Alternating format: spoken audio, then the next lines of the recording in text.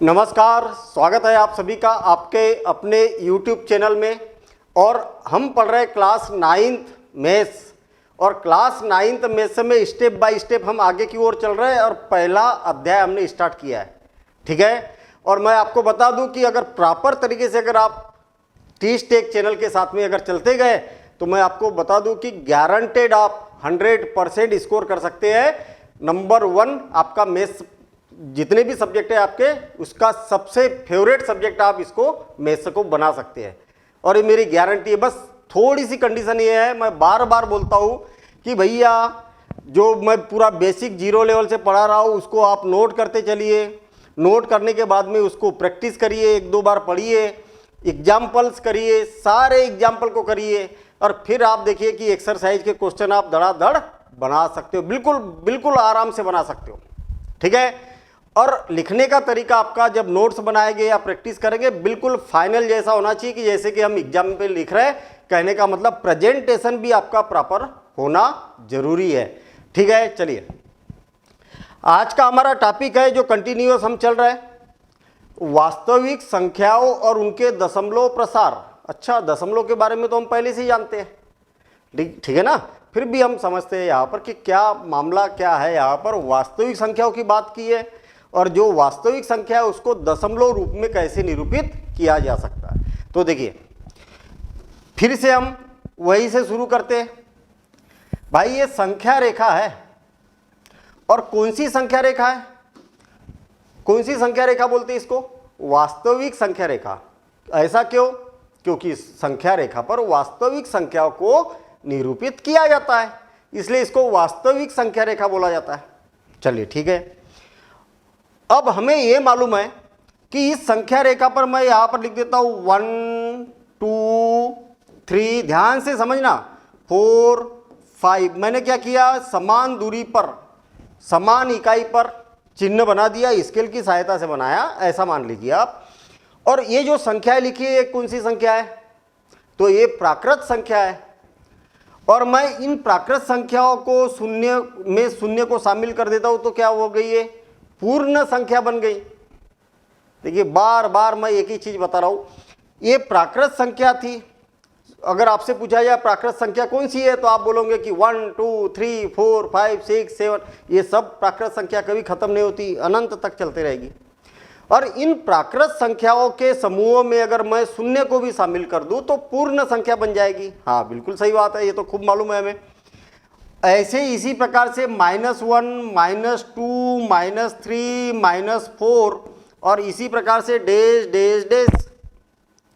तो अब ये जो संख्या है आपको बोर्ड पर दिखाई दे रही है, पूरी संख्याओं को क्या बोला जाता है? जो लिखी है मैंने अभी, तो आप बोलोगे कि इसको पूर्णांक बोला जाता है, क्योंकि उसमें प्राकृत संख्या भी आ जाती है, शून्य भी शामिल हो जाता है, तो पूर्ण संख्या बन जाती है।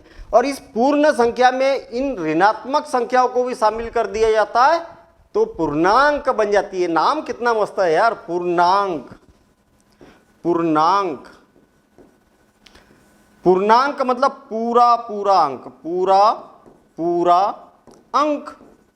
कितना मस्त है काम, जैसा नाम वैसा काम। अब ये पूरा पूरा अंक का मतलब क्या है? पूरा पूरा अंक का मतलब क्या है? आधा अधूरा नहीं होना चाहिए, इसी को तो पूर्णांक बोला जाता है, चाहे वो ऋणात्मक हो चाहे धनात्मक हो। अब मैंने एक शब्द का यहां पर यूज किया कि आधा अधूरा नहीं होना चाहिए। जैसे 3.7, आप सभी को मालूम है कि ये 3 और 0.7 है, इसका मतलब 3 से कुछ बड़ा है ना, 3 से बड़ा है लेकिन 4 से छोटा है। तो ये पूरा पूरा हुआ क्या? पूरा पूरा नहीं हुआ। मैंने लिख दिया 0.537981957, ऐसा लिख दिया। ये जो संख्या लिखी है मैंने, ये वाली, ये संख्या है कितनी बड़ी? तो ये संख्या 1 से बड़ी है, क्योंकि शून्य दशमलव है ना, तो दशमलव के पहले कितनी है? शून्य है, इसका मतलब शून्य से बड़ी है। ये जो संख्या शून्य से बड़ी है, लेकिन अगला अंक कौन आता है? 1 आता है, तो 1 से छोटी है ये। आई बात समझ में? समझ में आई ना बात? शून्य से पहले कौन सा अंक लिखा है? शून्य, इसका मतलब शून्य से बड़ी है। और 1 से छोटी है, लेकिन चाहे मैं कितना भी दशमलव के बाद में कितनी बड़ी संख्या लिख दूं फिर भी वो 1 से छोटी ही रहेगी। तो ये पूरी पूरी है क्या? नहीं। ये पूरी पूरी है क्या? नहीं। मैं अगर भिन्न में लिखूं 3/7, ये पूरी पूरी है क्या? नहीं। अगर मैं 3 को 7 से विभाजित करता हूं, और वैसे भी याद रखना आप, अंश जो है ना, कभी भी भिन्न के रूप में जब भी लिखा है ना, तो अंश का मान हर की अपेक्षा कम हो, अंश का मान हर की अपेक्षा कम हो तो वो हमेशा 1 से छोटी होती है और 0 से बड़ी होती है। अगर धनात्मक है तो वो 0 से बड़ी और 1 से छोटी। अगर आप इसको विभाजित करोगे ना तो 0 दशमलव कुछ आएगा, क्योंकि इसका अंश छोटा है और हर बड़ा है।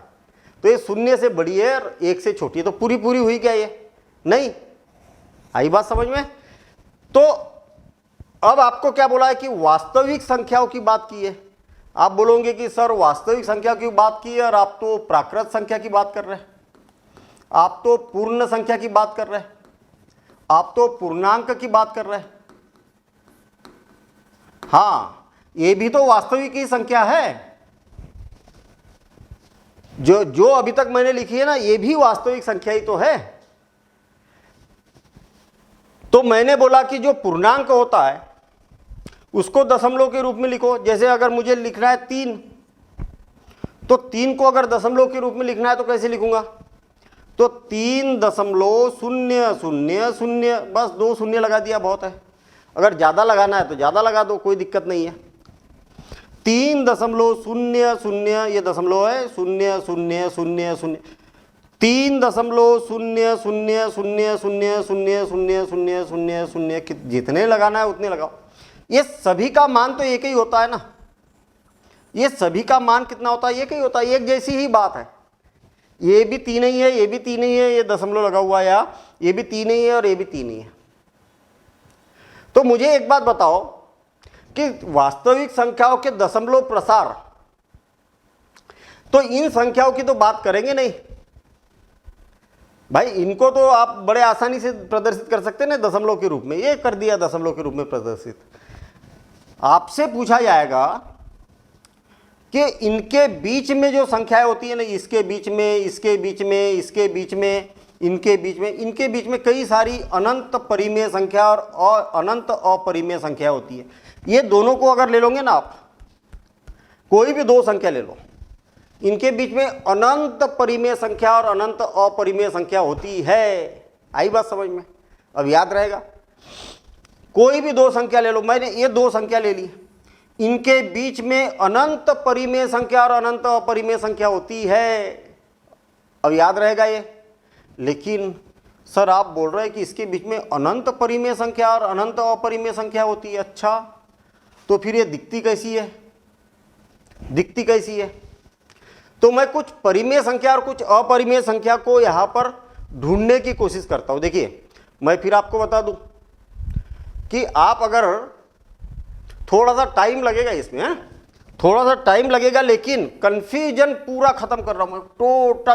टोटल वास्तविक संख्याओं से रिलेटेड अगर किसी को कन्फ्यूजन है तो इस वीडियो में सारे कन्फ्यूजन खत्म हो जाएंगे, ये मेरी गारंटी है। अभी तक क्या पता चला हमें कि ये जो सारी संख्याएं जो मैंने बोर्ड पर लिखी है, ये सारी संख्याएं या तो प्राकृत संख्या है जिसको नेचुरल नंबर बोला जाता है, या तो पूर्ण संख्या है, हाँ 0 को शामिल कर दिया तो पूर्ण बन गई, या पूर्णांक है। इतनी बातें समझ में आ गई है मैं। चलिए ठीक है। अब मैं क्या बोल रहा हूँ इस बात को ज़रा ध्यान से समझना। मैं कोई भी 2 संख्या ले लेता हूँ, ये और ये, इनके बीच में मैंने क्या बोला? कई सारी अपरिमेय संख्या होती है। तो एक एक करके बात करते हैं हम। परिमेय संख्या,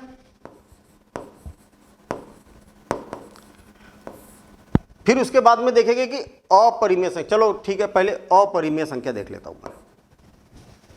अपरिमेय संख्या, अब बहुत सारी होती है अपरिमेय संख्या, तो उसको जानने की कोशिश करेंगे कि इसके बीच में जो अपरिमेय संख्या है कौन सी है, ऐसा जानने की कोशिश करेंगे।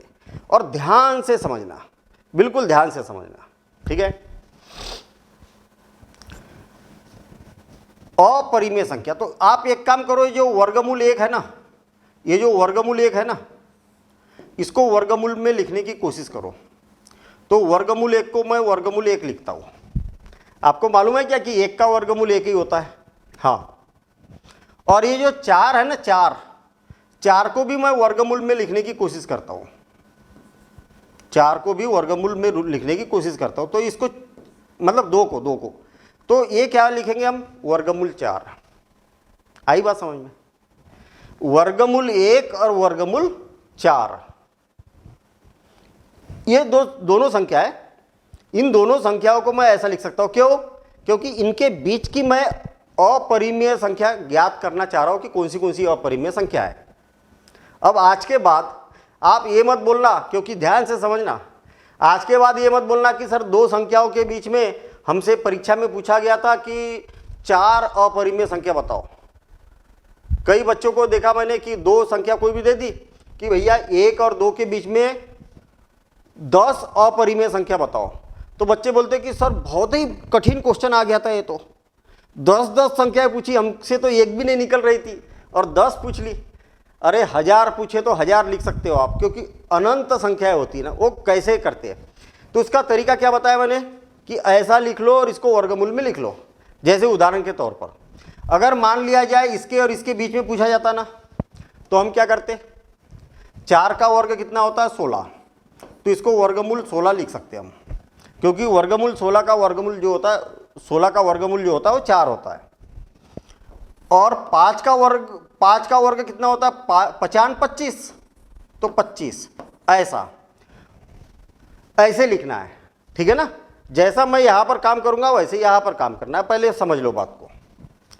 वर्गमूल 1 और वर्गमूल 4 के बीच में कौन कौन आएगा भाई, वर्गमूल 1, वर्गमूल 2, वर्गमूल 3, वर्गमूल 4, मतलब ये 2 संख्याएं आ गई इसके बीच में, आई ना। तो ये दोनों की दोनों क्या है, अपरिमेय संख्या है। अब आप बोलोगे कि अभी बोल रहे थे कि हजारों लाखों करोड़ों मतलब अनगिनत अपरिमेय संख्या होती है, आप यहां तो 2 ही निकली।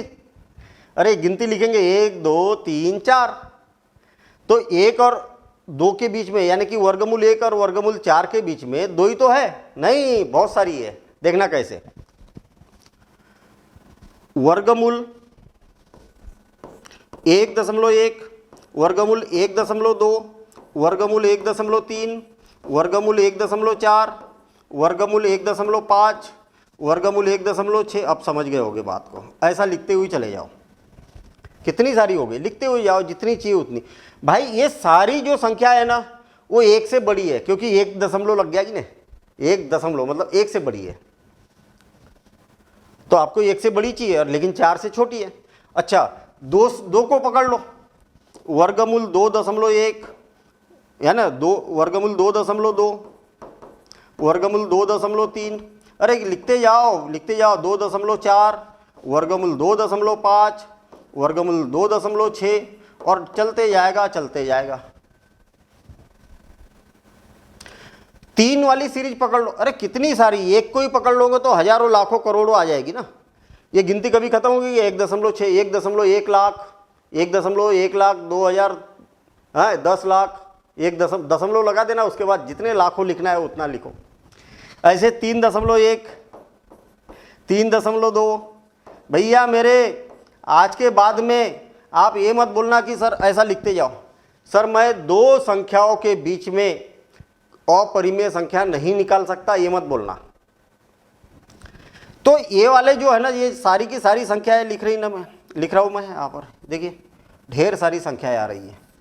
ये सारी की सारी संख्या कैसी है, अपरिमेय संख्या है।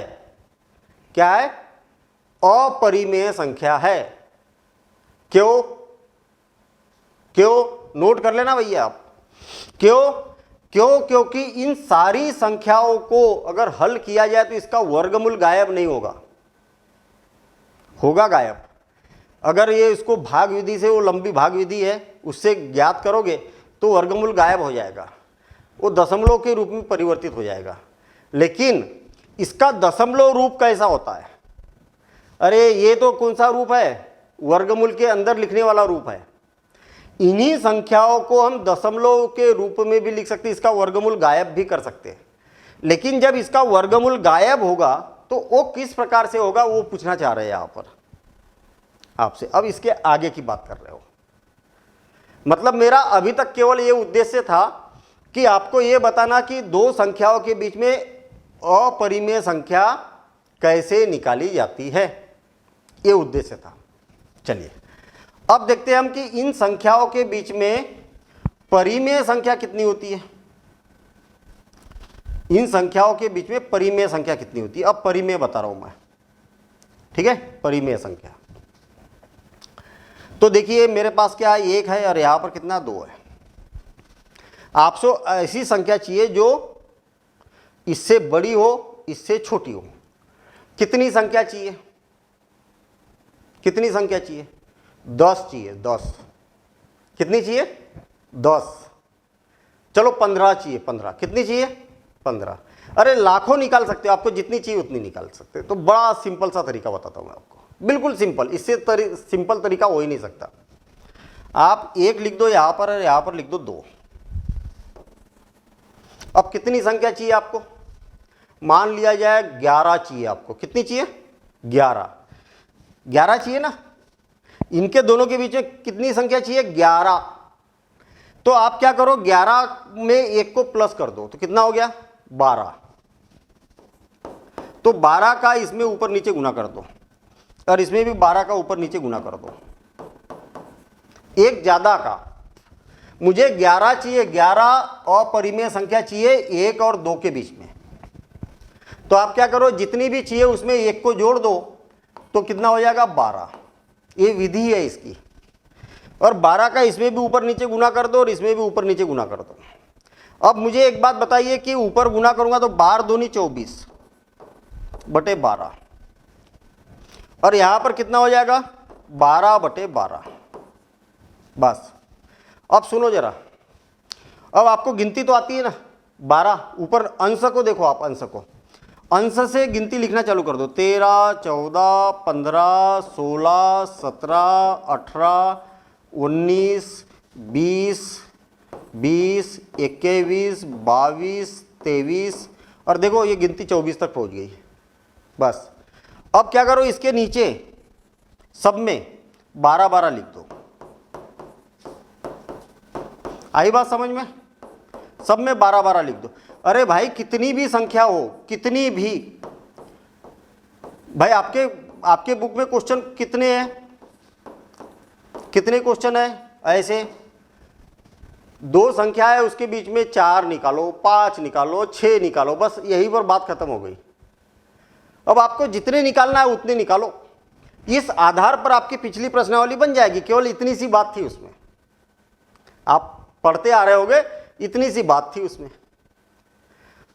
कितनी हो गए क्या, 11। इसको तो छोड़ ही दो ना, ये था और 2 के बीच में बोला था तो इसको छोड़ दो, बाकी 11 हो गए बीच में। 1 2 3 4 5 6 7 8 9 10 11। देखिए ऑटोमेटिक आपको गिनती आना चाहिए, बस वो ऑटोमेटिक बन जाएगा। आई बात समझ में, समझ में आ गई होगी अब, ठीक है। अगर मान लिया जाए कि सर 20 चाहिए मुझे, 20, तो क्या करो, 20 में 1 को जोड़ दो और कितना हो गया, 21। 21 का यहां पर भी ऊपर नीचे गुना करो, 21 का यहां पर भी ऊपर नीचे गुना करो और गिनती यहां से 21 का ऊपर नीचे गुना करेंगे तो ये 21 हो जाएगा। तो 21 से गिनती लिखना चालू कर दो, काम हो जाएगा। ऑटोमेटिक आपके 20 संख्याएं आपको बीच में मिल जाएगी। तो इतना बड़ा प्रश्न तो आता नहीं है। कहने का मतलब, अभी तक हमने क्या क्या सीखा ये बताओ मुझे। अभी तक हमने ये सीखा कि कोई भी 2 संख्या है, इनके बीच में लाखों करोड़ों मतलब अनंत परिमेय संख्या होती है और अनंत अपरिमेय संख्या होती है। अब इस बात को, इतनी सी बात को आपको क्वेश्चन को घुमा घुमा के इधर उधर ये वो जो पूछना है वो पूछ लो भाई। हमें तो मालूम है कि कई सारी, और जितनी निकालना हो, जितनी पूछा जाए उतनी आप निकाल सकते हो, ठीक है। चलिए क्या निकाल सकते हो, परिमेय संख्या भी और अपरिमेय संख्या भी। जितनी बोला जाए उतनी निकाल सकते हैं। अच्छा चलिए ठीक है। अब आपको ये मालूम है कि एक एक करके बात करते हैं। अब हम परिमेय संख्या क्या होती है। परिमेय संख्या यानी कि रेशनल नंबर। रेशनल नंबर क्या होता है?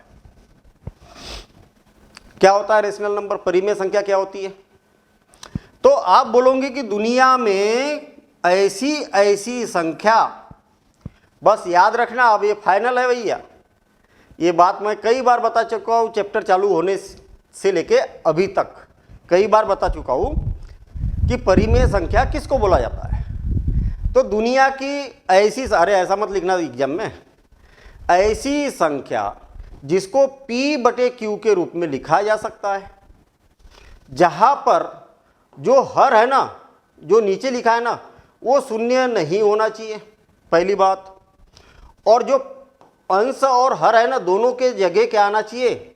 अंश में भी और हर में भी दोनों जगह क्या आना चाहिए? पूर्णांक। कोई भी पूर्णांक आ सकता, ऋणात्मक आ सकता, धनात्मक आ सकता है। आई बात समझ में? ऋणात्मक भी आ सकता है, धनात्मक भी आ सकता है, कोई भी पूर्णांक आ सकता है। तो ये क्या है भैया? सारे के सारे क्या है? पूर्णांक है। और जिन जिन संख्याओं को आप ऐसा लिख सकते हो वो सारी की सारी परिमेय संख्या है। और जिनको आप P/Q के रूप में नहीं लिख सकते वो परिमेय संख्या नहीं है। तो फिर कौन सी संख्या है? गारंटी है कि वो अपरिमेय संख्या ही होगी। अब सुनो जरा ध्यान से सुनना हो। कई कलाकार बच्चे ऐसे होते हैं कि सर वर्गमूल 3 है, आपने बताया मुझे कि सर P/Q के रूप में लिख सकते हैं हम, वो परिमेय संख्या हो जाएगी। सर आप तो क्या करो, ये जो वर्गमूल 3 है ना, ये तो अपरिमेय संख्या है, सभी लोग जानते हैं। सर मैं क्या करता हूं कि ये जो वर्गमूल 3 है इसको वर्गमूल 3/1 लिख देता हूं। और आपने अभी अभी बोला है कि सर इसको P/Q के रूप में लिखा जा सकता, तो परिमेय संख्या है। तो सर ये फिर क्या परिमेय संख्या हो गई? भैया मेरे जरा ध्यान से पढ़ो। परिमेय संख्या के लिए एक कंडीशन क्या बताई थी कि हर जो है ना वो शून्य नहीं होना चाहिए। आप बोलोगे कि नहीं है सर शून्य। दूसरी बात क्या बोली थी मैंने कि अंश में भी और हर में भी दोनों जगह क्या आना चाहिए? पूर्णांक आना चाहिए, कोई भी पूर्णांक आना चाहिए। क्या वर्गमूल 3 अभी यहां पर पूर्णांक दिख रहा है क्या? कहीं पर वर्गमूल 3 लिखा है क्या मैंने? नहीं लिखा है ना। तो ये पूर्णांक होना चाहिए अंश में भी और ये भी, तभी परिमेय संख्या होगी। आई बात समझ में? अब आई ना बात समझ में? तो ये परिमेय नहीं है भैया, अब तो अपरिमेय है, क्योंकि P/Q के रूप में हम नहीं लिख सकते, क्योंकि लिखने के लिए कंडीशन है कि ये भी पूर्णांक होना चाहिए, ये भी पूर्णांक होना चाहिए, और हर में शून्य नहीं आना चाहिए। तो ये दो कंडीशनों को ध्यान रखना, तभी परिमेय बोलना, ऐसे परिमेय मत बोल देना। चलिए ठीक है। अब सुनो, मेरे पास में कुछ परिमेय संख्या है, जैसे 3/5, 4/4 या तो एक काम करता हूं मैं 7/8, 5/4 और लेता हूं मैं, और ले लेता हूं 1/3, 2/7। चलो बहुत सारी संख्या ले ली मैंने, ठीक है। पहले मैं क्या करता हूं, इसको हल करके देखता हूं, इसको हल करके देखता हूं और इसको हल करके देखता हूं, आंसर क्या आएगा। क्या मुझे एक बात बताइए, सबको भाग देते आता है क्या? तो आप बोलोगे कि सर हमने तो 5th क्लास में पढ़ा है ये भाग देना, है ना, भाग कैसे दिया जाता है, ये 5th क्लास में पढ़ा है हमने और अच्छे से आता है हमें। 6th में भी भाग दिया है, 7th में भी दिया है, 8th में भी दिया है, और अब तो 9th क्लास में, हम बहुत बड़ी क्लास में है, और नहीं आता तो कोई टेंशन नहीं है, ठीक है, सीख लेंगे अभी हम। 3 को 5 से विभाजित करो, 3 को मैं 5 से विभाजित कर रहा हूं, तो याद रहे कि जिसको विभाजित करना है यहां लिखा जाता है, 5 को यहां लिखा जाता है। कुछ बच्चे ऐसा लिखते हैं, उससे कोई दिक्कत नहीं है। और यहाँ पर 5 लिख देते हैं, वो तरीके हैं लिखने के, ऐसा भी लिख सकते हो। और भागफल यहाँ पर आ जाएगा, अगर यहाँ पर ऐसा लिखोगे तो भागफल को यहाँ लिखेंगे अपन, ठीक है। 5 का पहाड़ा ऐसा पढ़ो कि जो 3 से ज़्यादा ना हो। भैया ये खुद ही कम है, भाग तो जा ही नहीं रहा, तो क्या किया जाता, तो यहाँ पर हमें शून्य की जरूरत पड़ेगी। और जब शून्य लगेगा फ्री फुकट का, तो यहाँ पर क्या किया जाता है, 10 शून्य लगा के दशमलव लगा दिया जाता है। अब 5 का पहाड़ा ऐसा पढ़ो कि 30 से ज़्यादा नहीं होना चाहिए, तो 5 छक्का 30, हाँ ठीक है, 5 छक्का 30, और भाग दिया और इसमें से इसको घटाया तो कुछ नहीं बचा। शेष फल यहाँ पर जो बचता है वो क्या होता है, शेष फल। तो शेष फल बचा ही नहीं, इसका मतलब हम लिख सकते हैं 3/5 को, 3/5 को क्या लिख सकते हैं, 0.6, ऐसा लिख सकते हैं। क्या लिख सकते हैं, 0.6। चलो ठीक है, आंसर आ गया। अब सुनिए, अब मुझे क्या करना है, 7/8 का मान ज्ञात करना है। 7/8 का मान कितना होगा, तो बड़ा सिंपल सा काम है, 7 को भाग दे दो 8 से। भैया ये संख्या छोटी है, भाग जाएगा क्या, 8 के टेबल में 7 आएगा क्या, नहीं आएगा, ये तो छोटा है। तो क्या करो, यहाँ एक शून्य लगा दो। तो जब यहाँ शून्य लगाएंगे तो फ्री फुकट का शून्य नहीं लगाएंगे, इधर दशमलव लगाना होता है, इधर दशमलव लगाएंगे, इधर शून्य लगाएंगे। तो 8 × 8 = 64, 8 × 8 = 64, और कितना बच गया, इसमें से घटाएंगे तो 6 बच गया। अब भाग जा रहा क्या, नहीं, तो अगली बार का एक बार का शून्य फ्री का मिल जाता है इसको, फ्री का, इधर कुछ नहीं करते। पहली बार जब शून्य लोगे पहली बार, तब दशमलव लगता है, और दूसरी बार फिर आगे चल के एक शून्य फ्री का मिलता है इसको, ठीक है। 8 छक्का 48, 8 × 7 = 56, 8 × 7 = 56, और कितना बच गया, इसमें से घटाएंगे तो 4 बच गया। फिर एक फुकट का शून्य मिलेगा इसको, फुकट का, फ्री का, है ना। पहली बार नहीं मिलता शून्य, पहली बार में दशमलव लग जाता है। फिर एक बार शून्य फ्री का मिलता है, एक ही बार मिलेगा भैया प्रसाद, 2 बार नहीं मिलेगा। 2 बार शून्य की जरूरत पड़ेगी तो फिर इधर एक शून्य लगाया जाता है, फिर इधर एक शून्य लगाया जाता है, ये बात याद रखना। तो 8 × 5 = 40, 8 × 5 = 40, तो ये यहाँ पर कुछ नहीं बचा। अब इसका मतलब मैं अगर 7 को 8 से भाग दूंगा तो इसका मान कितना आ जाएगा, 0.875। चलो ठीक है, ये भी बढ़िया काम हो गया, ठीक है। हटा दूँ ना इसको, अगर आपको अटपटा सा लगे तो नोट कर लेना, और एक बार भाग देना। अगर आपको भाग नहीं आता तो एक बार भाग की अच्छी प्रैक्टिस कर लेना, ठीक है। 5/4 क्या है, 5/4, इसका मान निकालना है अब हमें, 5/4 का।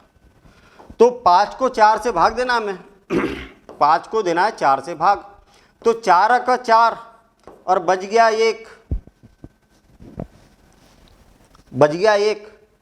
शून्य की तो जरूरत नहीं पड़ी थी ना नहीं, शून्य की जरूरत नहीं पड़ी, लेकिन अब 4 से भाग देंगे तो अब भाग नहीं जा रहा, अब शून्य की जरूरत पड़ रही। जब भी पहली बार शून्य की जरूरत पड़ती तो यहाँ दशमलव लगा देते, याद रखना, पहली बार जब भी शून्य की जरूरत पड़ेगी तो दशमलव लगा देते इधर। और 4 दूनी 8, 4 दूनी 8, और यहाँ पर क्या बच गया, 2 बच गया। अब फिर शून्य की जरूरत पड़ रही क्योंकि ये इससे छोटा है ना, तो शून्य की अब एक बार तो लगा दिया ना दशमलव, अब एक प्रसाद बांटते जाओ, एक बार प्रसाद फ्री में मिलेगा, एक बार शून्य फ्री में मिलेगा इसको। और 4 × 5 = 20, और यहाँ पर क्या बचा, कुछ नहीं बचा, कुछ नहीं बचा। 20 में से 20 को घटाया तो कुछ नहीं बचा। तो कितना आ गया इसका मान, 1.25, 1.25। समझ में आ गई बात, भाग देते आए ना। अब आप बोलोगे कि सर ये तो 5th क्लास में पढ़ा था हमने, अब क्यों पढ़ा रहे, अभी क्या है, बहुत इंपॉर्टेंट चीज़ आने वाली है, ठीक है ना। और यही चीज़ आपको प्रॉपर तरीके से समझना है। अब सुनो, अब किसका मान ज्ञात करना है हमें, 1/3 का मान कितना होता है, 1/3 का मान कितना होता है। चलिए ठीक है, इसका भी मान ज्ञात करते भाई, ध्यान से समझना भैया, धीरे धीरे धीरे धीरे आगे बढ़ रहे हम। 1 को 3 से भाग देते हैं हम, 1 को 3 से भाग देता हूं मैं। भाग जा रहा क्या? नहीं, क्यों? क्योंकि ये छोटा है, ये बड़ा है, तो शून्य की जरूरत पड़ रही तो शून्य लिख दिया और यहाँ पर शून्य दशमलव लगा दिया। पहली बार जब भी शून्य की जरूरत पड़ेगी तो इधर दशमलव लगाना है, इधर शून्य बढ़ा देना है, ठीक है। 3 तिया 9 और घटाया तो 1। अच्छा, पहले भी 1 ही बचा था, अभी भी 1 ही बचा। अब फ्री का शून्य दे दो, 3 तिया 9 बच गया 1। फिर शून्य लगाओ, 3 तिया 9 है और बच गया 1। अरे ये तो चलते जाएगा भाई, हर बार तो 1 ही बच रहा ना। 3 तिया 9 फिर 1 बच गया, ऐसा चलते जाएगा। अरे हमेशा शेषफल 1 बचेगा और 1 बचेगा तो ये तो आते जाएगा ना, आते जाएगा आते जाएगा आते जाएगा। आप बुढ़े हो जाओगे तब तक लिखते जाओ, कभी खत्म नहीं होगा। होगा क्या? अरे लिखते जाओ, 3 3 3 3 3 3 भाग देते जाओ और इधर खत्म होते जाएगा। आप कापियाँ भरते जाओगे, कभी खत्म नहीं होगा। ये होगा क्या? नहीं। कहने का मतलब इसका जो मान आया वो कितना आया? 0.33333333 आते जाएगा। तो यही काम थोड़ी हमारे पास में, तो और सारे काम है। तो हम क्या करते हैं? डाट डाट डाट लगा देते हैं। क्या लगा देते हैं? उसके बाद डैश डैश डैश। इसका अर्थ होता है कि 3 आते जाएगा आते जाएगा आते जाएगा, ऐसा कर देते हैं। लेकिन ये तो बड़ी परेशानी है भाई, कब तक लिखेंगे ऐसा? तो उस बात को अभी हम थोड़ी देर बाद समझते हैं। चलिए ठीक है। अब मैं क्या कर रहा हूं, ये सारी परिमेय संख्या थी जिसको P/Q के रूप में लिखा है ना मैंने, सारी की सारी परिमेय संख्या है ये। हाँ ठीक है। अब मैं 2 को 7 से भाग देना चाह रहा हूं। किसको? 2/7 क्या होगा? तो इधर लिख देता हूं मैं, 2/7 क्या होगा। 2 को 7 से भाग देंगे, 2 को 7 से भाग देंगे तो भाग तो जाएगा नहीं, इसलिए शून्य लगाया और इधर 0 लगा दिया। तो 7 दूनी 14, 7 दूनी 14 और कितना बचा? 6। कितना बच गया? 6 और शून्य लगा दिया। 7 8 56, 7 8 56 कितना हो जाएगा? 7 8 56 और बच गया कितना? 4। शेषफल कितना बच गया? 4। शून्य लगा, 7 5 35, 7 5 35, फिर घटाया तो 5 आ गया। फिर शून्य लगाया, 7 7 49, 7 7 49, फिर घटाया तो 1 आ गया। फिर शून्य लगाया, 7 7 और फिर बच गया 3। फिर शून्य लगाया, 7 चौक 28, 7 चौक 28, फिर बच गया 2, फिर 2 बच गया भाई। बचते जा रहा, कब तक चलेगा भाई ऐसा? कब तक चलेगा? देखते आगे। और फिर लगाया शून्य, फिर लगाया शून्य और 7 दूनी 14, 7 दूनी 14 और फिर बच गया 6। फिर शून्य लगाया, 7 8 56, 7 8 56, फिर बच गया 4। भैया मेरे कभी खत्म ही नहीं होगा, आप बुढ़े हो जाओगे तब तक खत्म नहीं होगा। तो फिर कैसा किया जाए? फिर कैसा किया जाए? आपने शुरुआत कहाँ से की है बताओ? अरे भाग देना कहाँ से शुरुआत किया? 2 से। और जब शेषफल आपके पास 2 बच जाए ना तो रुक जाना वहीं पर। यहां पर बचा था शेषफल 2। जब शेषफल 2 बच जाए ना तो वहीं पर रुक जाना। आई बात समझ में? जहां पर शेषफल 2 बच जाए वहीं पर रुक जाना। इसको मैं थोड़ा सा ऐसा कर देता हूँ ना, फिर देखना मज़ेदार चीज़ दिखा रहा हूँ मैं आपको, जादू दिखा रहा हूँ, जादू। अरे इसका काम हो गया भाई, ये काय के लिए है ये, इसको हटाओ, है ना, हमें तो जगह की ज़रूरत है। उसका काम हो गया, आपको पता चल गया, 9th क्लास पढ़ रहे हैं अपन। जब भी 2 आ जाए ना तो अब आगे अगर आप हल करोगे ही नहीं आप, अरे आगे जब हल करोगे ही नहीं और हल करोगे ना तो यही का यही वापस आना चालू हो जाएगा, वही का वही, ये जितना था ना वही का वही फिर से वापस आना चालू हो जाएगा। तो अपन गणित पढ़ रहे हैं, है ना, तो जब गणित पढ़ रहे तो स्मार्ट काम करने की आदत होना चाहिए। तो फिर जब वही का वही आ रहा तो यहाँ इसका मतलब यहाँ है कि एक यहाँ पर भी वही का वही आएगा। हाँ, वो यहाँ पर भी वही का वही आएगा। हाँ बिल्कुल सही बात है। तो फिर क्या करो, इसको हटाओ और ये जो है ना ये यही का यही वापस आना चालू हो जाएगा। आई बात समझ में? करके देखना जरा, यही का यही वापस आता है क्या? ऐसा यही के यही आंसर आना चालू हो जाएंगे। अरे जब इधर वही का वही आएगा तो इधर भी वही का वही आएगा ना। तो सर हमें पता कैसे चलेगा कि वही का वही वापस आएगा? तो जो शेषफल बचता है ना, यहाँ पर क्या बचा था? 2 था, यहाँ पर 6, यहाँ पर 4 बचा था, यहाँ पर 5 बचा था, यहाँ पर 1 बचा था, यहाँ पर 2 बचा। कोई भी शेषफल वापस आपके पास में आ गया, इनमें से जितने भी गोले लगाए ना मैंने, इनमें से कोई भी चीज़ अगर यहाँ पर वापस आ गई तो वहीं पर रोक दो और फिर वहीं से वो वही का वही वापस आना चालू हो जाएगा। आई बात समझ में? तो कुल मिला के इसका जो आंसर है, इसको भाग देने के बाद में जो लिखा है, इसका आंसर क्या होगा? ये होगा। आया समझ में? तो ये भाग देना समझ में आ गया कि आपको? ये थोड़ा सा आपको अटपटा लगा होगा। अभी हम बहुत सारे उदाहरण करेंगे, क्वेश्चन भी करेंगे, उदाहरण भी करेंगे, वहां पर और चीजें क्लियर होगी क्योंकि प्रैक्टिकल, फिर उसके बाद में आपको नोट करना है, उसके बाद उसकी प्रैक्टिस करना है। ठीक है, तो उतना करते करते आपके चुटकियों का काम हो जाएगा। ये अभी आपको थोड़ा सा सर ये समझ में नहीं आया, वो समझ में नहीं आया, धैर्यता रखो तो सब आ जाएगा। क्यों? क्योंकि अभी ऐसे बहुत सारे क्वेश्चन करने वाले हैं। अभी तो केवल हम ये चीज समझ रहे हैं कि भैया जब संख्याओं को P/Q के रूप में लिखा जाता है तो उसका दशमलव रूप कैसा होता है।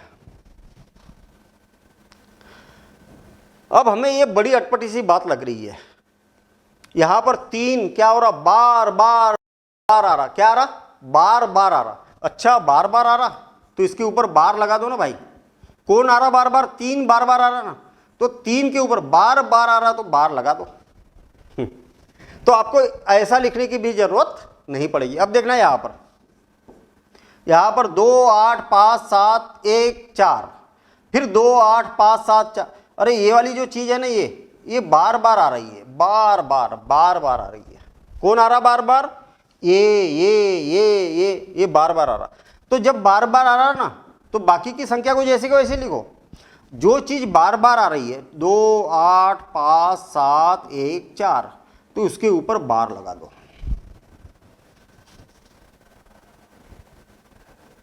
मेरे ख्याल से समझ में आ गया होगा। जो संख्या दशमलव के बाद में याद रखना, दशमलव के बाद में जो संख्या बार बार आए उस पर बार लगा दो। अब देखना 3.783232322 डैश डैश डैश। बार कहाँ लगाओगे? तो दशमलव के पहले क्या लिखा है वो तो भूल जाओ, इतना तो भूल ही जाओ। आपको दशमलव के बाद में देखना है। तो 7 8, फिर 7 8 तो आया ही नहीं, 3 2, फिर 3 2। अच्छा, ये वाला वापस रिपीट हो रहा है, ये वाला। आई बात समझ में?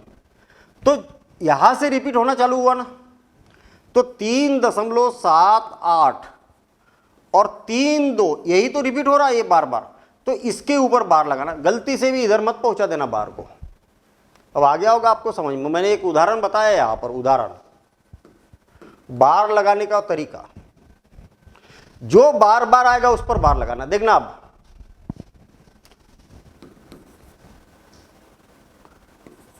अगर मान लिया या 3.7373737 और डैश डैश डैश, बार कहाँ लगाओगे? तो दशमलव के आप कई बच्चे क्या करते हैं, अच्छा सर ये भी तो वापस आ रहा, इस पर ये 3 7 तो इसके ऊपर बार लगा देते। गलत। दशमलव के बाद वाला देखा जाता है। देखिए इस दशमलव के पहले वाला तो जैसे कि वैसे ही रहेगा।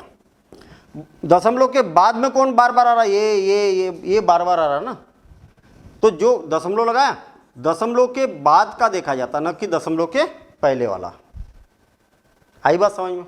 दशमलव के बाद वाली संख्या जो बार बार आती है उस पर बार लगाया जाता है। और एक उदाहरण,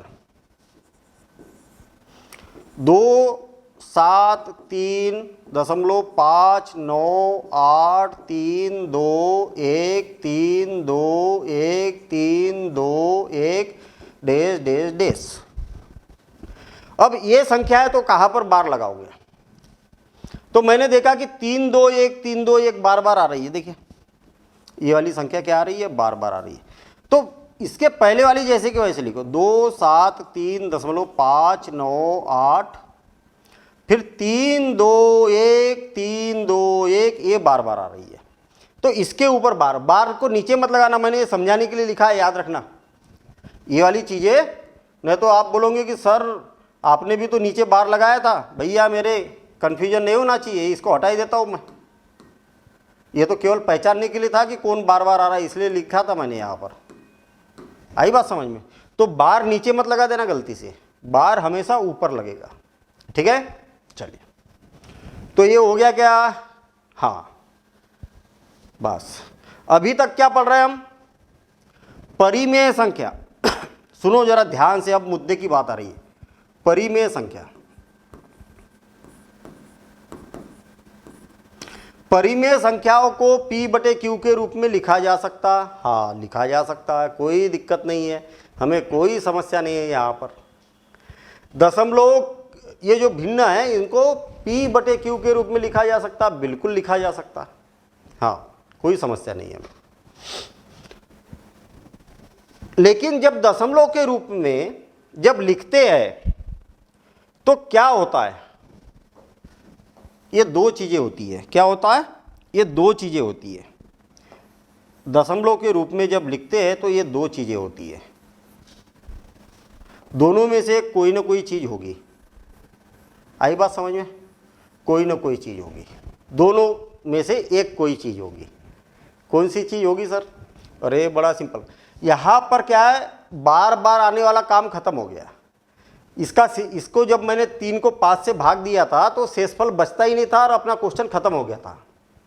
और ये संख्या ऐसी है जिसमें शेषफल बचते बचते बचते ही जा रहा था, कभी खत्म हो ही नहीं रहा था हमारा प्रश्न। तो ये संख्या ऐसी है जो कि हमारा प्रश्न कभी खत्म ही नहीं हो रहा था। ठीक है, तो जब दशमलव के रूप में मैं परिवर्तित करने की कोशिश कर रहा था, किसके रूप में? दशमलव रूप, दशमलव रूप में मैं परिवर्तित करने की कोशिश कर रहा था, तो उस केस में क्या हुआ था? उस समय क्या हुआ था हमारे पास? तो भैया ये शांत हो गया था, मतलब शून्य आ गया था शेषफल, मतलब शांत हो गया था, हमने आराम कर लिया था। अरे मैंने जब इसको इससे भाग दिया था तो आपने देखा था कि जो शेषफल है वो शून्य हो गया था। अब उसके आगे क्वेश्चन को बढ़ा ही नहीं सकते, हमारा जो आंसर है वो फिक्स हो गया था कि आते जा रहा था, नहीं आते जा रहा था ना, शांत हो गया था वो। भैया ख़त्म करो, आराम करो, ऐसा हो गया था। तो इसको क्या बोला जाता है? शांत दशमलव। ऐसा हो गया था। और जब एक को मैंने 3 से भाग दिया तो 0.3333333 आते जा रहा था, आते जा रहा था, आते जा रहा था, कभी खत्म नहीं हो रहा था। जब 2 को 7 से भाग दिया तो ये आते जा रहा था, ये फिर ये फिर ये फिर ये फिर ये, वो आते जा रहा था, कभी खत्म होने का नाम ही नहीं ले रहा था। तो मतलब ये क्या हो रहा था? हमको फुर्सत ही नहीं मिल दे रहा था, ये तो अशांत हो गया। कैसा हो गया? अशांत। शांत होने का नाम ही नहीं ले रहा हो, तो ये क्या हो गया? अशांत। अशांत। आ गई क्या बात समझ में? इसको अनौसानी भी बोला जाता, अनौसानी, अनौसानी। और इंग्लिश में भी मैं लिखा देता हूं, अशांत। शांत जो है ना उसको टर्मिनेटिंग बोला जाता। क्या बोला जाता? टर्मिनेटिंग। और जो अशांत है ना उसको बोला जाता है नॉन टर्मिनेटिंग।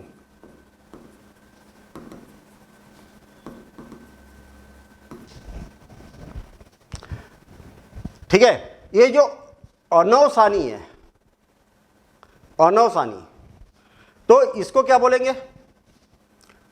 रिकरिंग।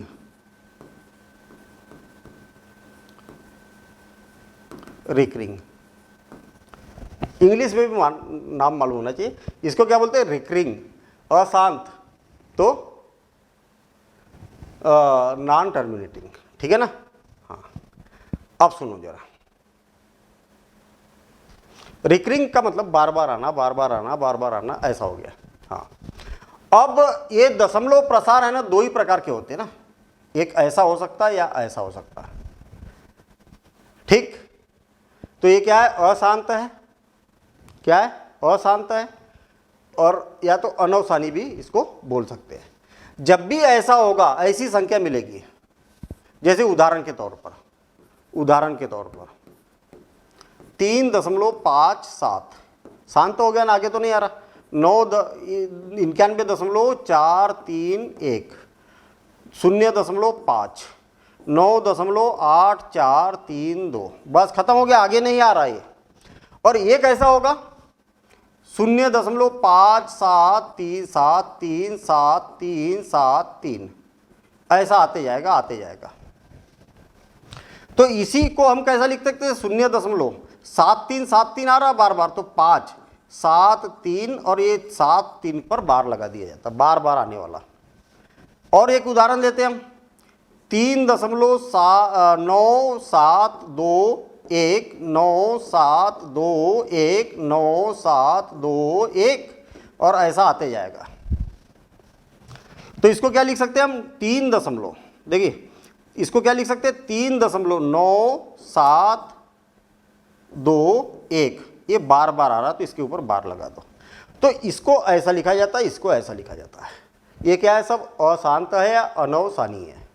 आगे बात समझ में? चलिए ठीक है। और ये दोनों की दोनों संख्याएं कैसी होती है? परिमेय संख्या होती है, याद रखना।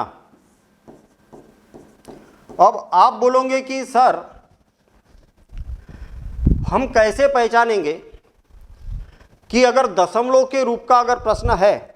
देखिए आपसे क्या क्या पूछा जाएगा। आपसे बोला जाएगा कि अच्छा बताओ 3/7 ये परिमेय संख्या की अपरिमेय संख्या, तो P/Q के रूप में लिखा है हमने, तो परिमेय संख्या। 9/11 क्या है सर? परिमेय संख्या है कि अपरिमेय संख्या? तो परिमेय संख्या। 7/32 ये परिमेय संख्या है कि अपरिमेय संख्या? तो परिमेय संख्या। कैसे पहचानोगे कि परिमेय संख्या है? तो बड़ा सिंपल सा काम, हर का मान शून्य तो नहीं है ना? हाँ नहीं है, एक कंडीशन संतुष्ट हो गई। अब यहां पर देखना है कि ये पूर्णांक है क्या? हाँ पूर्णांक है। और नीचे देखो ये भी पूर्णांक है क्या? हाँ पूर्णांक है। तो परिमेय बोल दो, बस इतनी सी तो बात है ना। ये दोनों कंडीशन को आपको संतुष्ट कराना है उसको। हाँ ठीक है। अच्छा, मतलब अब भिन्न में रहेगा तो हम बता सकते कि ये परिमेय है या अपरिमेय है। अच्छा, अब सर अगर दशमलव में आ गया तो कैसे पहचानेंगे कि परिमेय है या नहीं परिमेय है? तो अगर दशमलव में संख्या दी है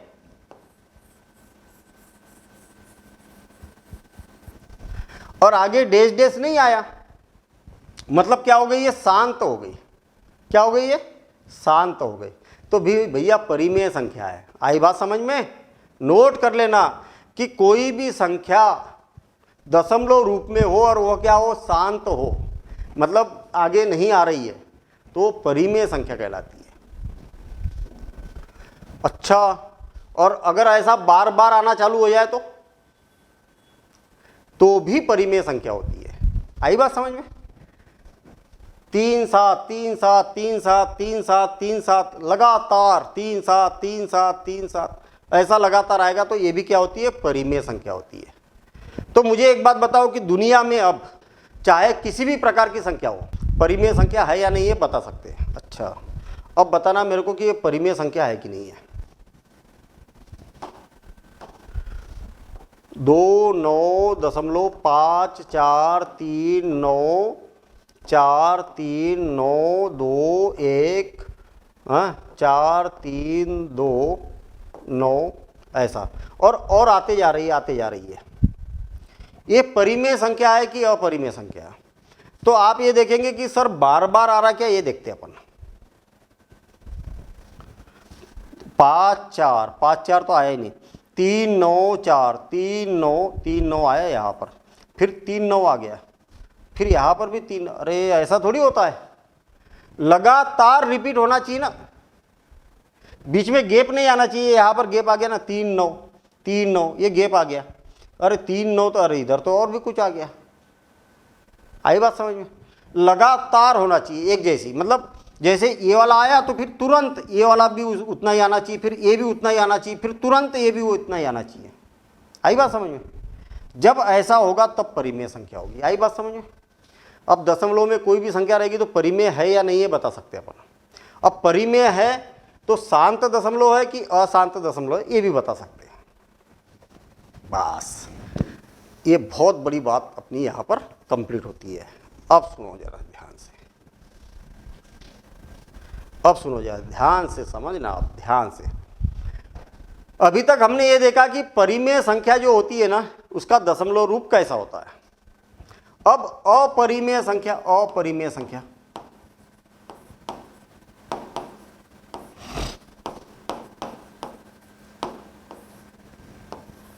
तो आप बोलोगे कि सर हमें मालूम है अपरिमेय संख्या क्या होती है, वर्गमूल 2, वर्गमूल 3, वर्गमूल 5, वर्गमूल 7, हमको तो पहचानते आती है सर।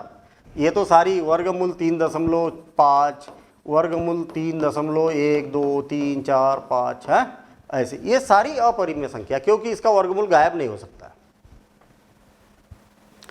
मैं आपको बताऊं, ये जो अपरिमेय संख्या है ना, इनको अगर हम हल करते हैं, इसका मान अगर ज्ञात करते हैं, मुझे एक बात बताओ कि वर्गमूल ज्ञात करने की विधियां कौन सी क्लास में पढ़े थे आपने? 6th या 7th क्लास में पढ़े थे, है ना?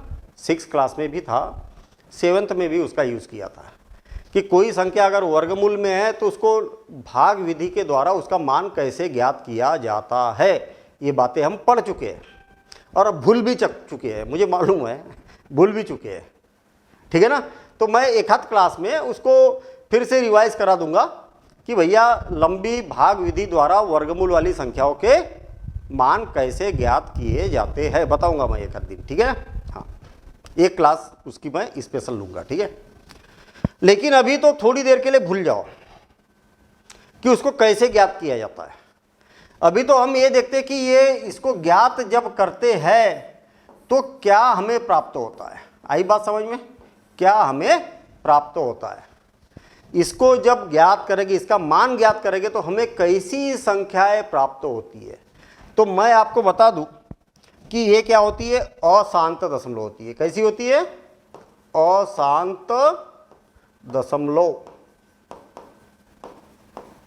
जब भी आप इसका मान ज्ञात करोगे तो हमेशा हमेशा अशांत दशमलव ही आपको मिलेगी।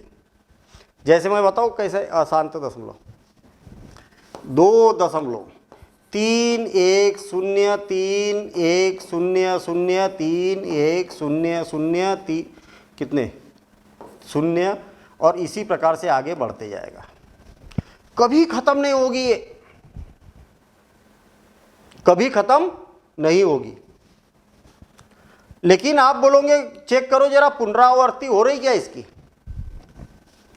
3 1 0 आया, फिर 3 1 0 आ गया, फिर 3 1 0 आ गया, हो रही क्या पुनरावृत्ति? है क्यों, पुनरावृत्ति हो रही क्या? हाँ हो रही, नहीं हो रही है, पुनरावृत्ति नहीं हो रही है। यहां पर 3 1 0 आया, यहां 3 1 2 0 आ गए। अरे 3 1 0 के बीच में कोई संख्या फंसी हुई है? फंसी है ना? यहां 2 0 एक्स्ट्रा आ गए। चलो और एक लिख देता हूं मैं थोड़ा सा, 3 1 0 0 0 0 और डैश डैश डैश। भैया मेरे फिर 3 1 0 आया, यहाँ तो 2 का गैप हो गया। गैप नहीं होना चाहिए ना, लगातार होना चाहिए। तो इस संख्या को बोला जाता है अशांत, अशांत, अशांत दशमलव।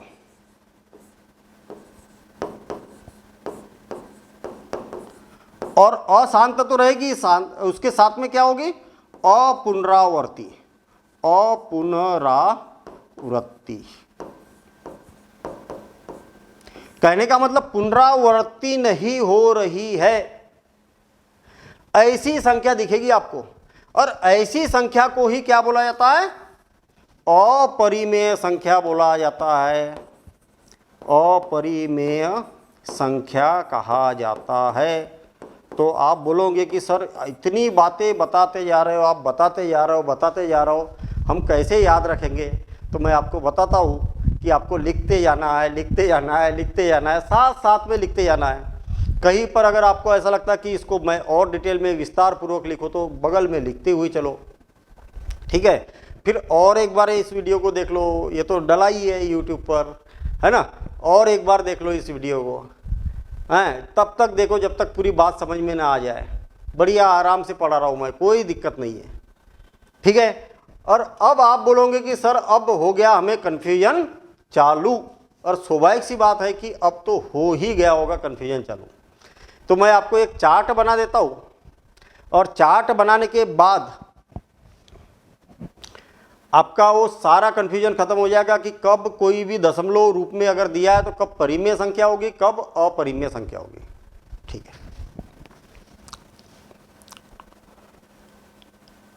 ठीक, अब सुनो जरा ध्यान से।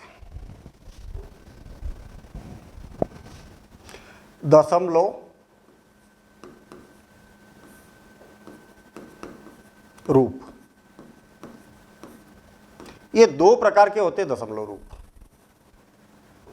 कौन से 2 प्रकार के? एक तो शांत दशमलव,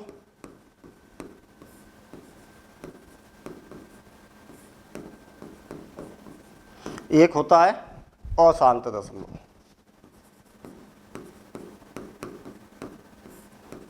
अशांत दशमलव इंग्लिश में भी लिखते हुए जाता हूं मैं, कंफ्यूजन नहीं होना चाहिए। शांत मतलब टर्मिनेटिंग डेसिमल, टर्मिनेटिंग डेसिमल, ठीक है। और ये होता है नॉन टर्मिनेटिंग,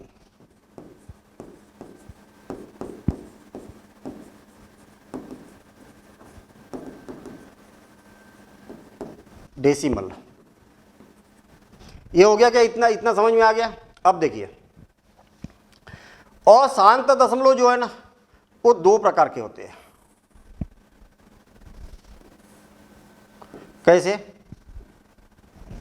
कैसे 2 प्रकार के होते हैं? एक होता है पुनरावृत्ति,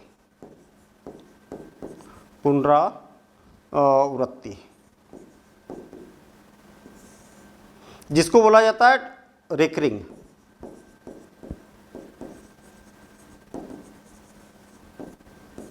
ठीक है, इसको क्या बोला जाता है? रिकरिंग। और एक होता है अपुनरावृत्ति,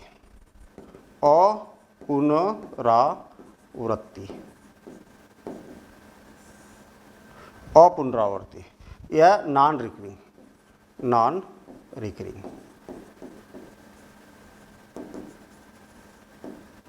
ये बात समझ में आ गई? रिकरिंग और नॉन रिकरिंग, ठीक। चलिए, जब पुनरावृत्ति होगी तब ये संख्या, अच्छा एक उदाहरण दूं क्या मैं पुनरावृत्ति का? 3.725 ये पुनरावृत्ति हो गई। 9.98.732 ये इसकी पुनरावृत्ति हो गई। आई बात समझ में? कहने का मतलब संख्या ऐसी हो सकती 1.235235235 और डैश डैश डैश। तो इस संख्या को क्या लिख सकते? 2 3 5 की पुनरावृत्ति हो रही है, 2 3 5 पर बार लगा दो, है ना। इसको क्या लिख सकते हैं, 98.732 तो बार लगा दिया है। और अपुनरावर्ती की का मतलब क्या हो गया, 2.5932187395439123 डैश डैश डैश चलते जाएगा, कभी खत्म ही नहीं होने का नाम ले रहा भाई। ये आते जाएगी संख्या, और पुनरावर्ती नहीं हो रही है। कभी भी पुनरावर्ती देख लो आप, कहीं पर आप ऐसा मत गिन लेना कि 5 आया फिर 5 आया, अरे 5 के बाद 7 आया तो यहाँ 5 के बाद 7 आया क्या, नहीं आया ना। ऐसा लिख सकते 3.210021002100 डैश डैश डैश। इसको बार के रूप में नहीं लिखा जा सकता, याद रखना। ये कभी भी बार के रूप में नहीं लिखा, क्योंकि बार बार थोड़ी आ रहा।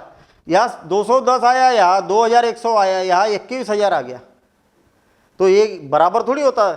210 और 21,000 बराबर होता है क्या, 2100 और 21,000 बराबर होता है क्या, नहीं होता ना। तो इसको बार के रूप में मत लिखने की गलती कर देना।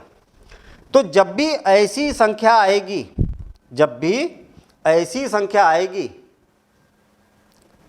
तो इसको तो हम ऐसे केस में क्या बोलेंगे, अरे इसको क्या बोलेंगे, इसको बोलेंगे क्या बोलेंगे इसको, अपना परिमेय संख्या की अपरिमेय, तो परिमेय संख्या। आई बात समझ में।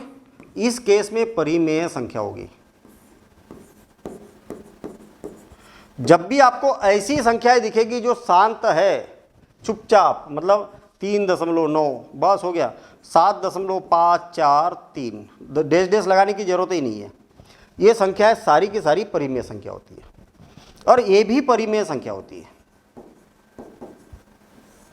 ठीक है ना। ये भी परिमेय संख्याएं होती है, ये ऐसी। और जब ऐसी रहेगी तो अपरिमेय संख्या होगी।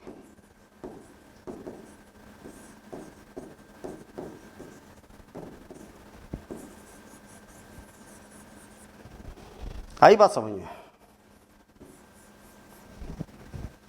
आ गई ना।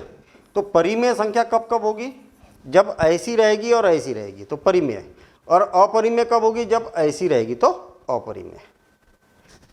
अशांत दशमलव रहेगी और अपुनरावर्ती रहेगी तब अपरिमेय संख्या। जब अशांत है और पुनरावर्ती है तो परिमेय संख्या। तो इस चार्ट को आप नोट करो, ठीक है। अब अगर आपको भिन्न के रूप में संख्या दी जाए, ध्यान देना जरा इधर, जब आपको भिन्न के रूप में संख्या दी जाए, तो जैसे भिन्न के रूप में संख्या दी, तो जब भिन्न के रूप में दी जाए तो या तो ऐसी आ सकती है संख्या या तो ऐसी आ सकती है। मतलब परिमेय के रूप में P/Q के रूप में जब भी दी जाए तो आपका आंसर इस रूप का आ सकता है या इस रूप का आ सकता है। कब आंसर इस रूप का आएगा और कब आंसर इस रूप का आएगा, केवल आप भिन्न को देख के, यानी कि परिमेय संख्या को देख के ही बता सकते हो। और वो कैसे बताएंगे, जब आपके पास P/Q के रूप में आया तो या तो ऐसा उत्तर आएगा या तो ऐसा उत्तर आएगा। कब ऐसा आएगा कब ऐसा आएगा, तो ये बातें हम पढ़ेंगे अगली क्लास में, ठीक है। अगली क्लास में, मेरे ख्याल से ये क्लास काफ़ी लंबी हो भी गई है, ठीक है। तो अगली क्लास में मतलब मैं क्वेश्चन स्टार्ट करूंगा डायरेक्ट, और क्वेश्चन स्टार्ट करने के बाद जहाँ पर उसकी ज़रूरत पड़ेगी वहाँ पर मैं थोड़ा सा बेसिक लेके उस बात को समझा दूंगा, पूरा कॉन्सेप्ट क्लियर कर दूंगा मैं, ठीक है ना। कब इस रूप में आएगा कब इस रूप में आएगा। तो मिलेंगे हम अगली क्लास में, लेकिन तब तक के लिए आपके पास काम है, जितनी बातें मैंने पढ़ाई है उतनी बात का एक बार रिवीजन करो। रिवीजन पहले तो नोट्स बनाओ फिर रिवीजन करो, ठीक है। अच्छे से रिवीजन कर लो, दिमाग में पूरा पिक्चर बैठा लो, ठीक है, कब क्या होगा। और पिक्चर बैठ गई तो धनाधन बनेगा। और एक काम मैं आपको दे रहा हूँ, आपको मज़ा आ रहा तो अपने जितने भी सोशल मीडिया हैंडल है, फेसबुक, इंस्टाग्राम, जितने भी व्हाट्सएप ग्रुप, तो इन सारे ग्रुप पर वीडियो को आप शेयर करने की कृपा करें तो मज़ा आएगा, ज़्यादा से ज़्यादा बच्चों को इसका फ़ायदा भी होगा। और आप इतनी कृपा अगर करेंगे तो मुझे भी एक मोटिवेशन मिलेगा कि हाँ मेरे बच्चों को बहुत अच्छे से समझ में आ रहा और बच्चे शेयर कर रहे हैं। मैं और एनर्जी के साथ में वीडियो बनाऊंगा और बेहतर से बेहतर आपको दूंगा, और मैं आपको सबसे फेवरेट सब्जेक्ट बना के रहूँगा, ये मेरा आपसे वादा है। तो मिलेंगे हम अगले वीडियो में। Thank you, all the best.